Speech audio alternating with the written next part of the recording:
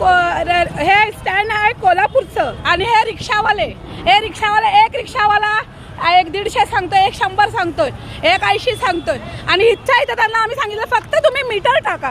हे लोकांनी मीटर न टाकता उगाच भांडायला आमच्यावरती येत आहेत, आमच्या बरोबर आमच्याकडे दादागिरी करतायत. हे म्हणजे हे लुटारू चाललंय ना यांचा धंदा.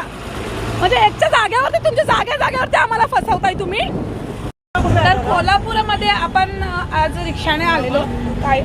कायम आपण टू व्हीलर किंवा गाडीने येतो. आमच्या गाडीचं काम होतं म्हणून आम्ही रिक्षाने आलेलो होतो. ह्याच्याने गाडीने आलेलो.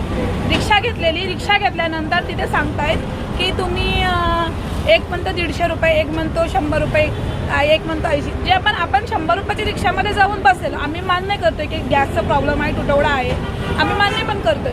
पण दुसरा येऊन त्याला सांगतोय तू 150 बोललेला मग तू 100 कसा घेऊन जातोय.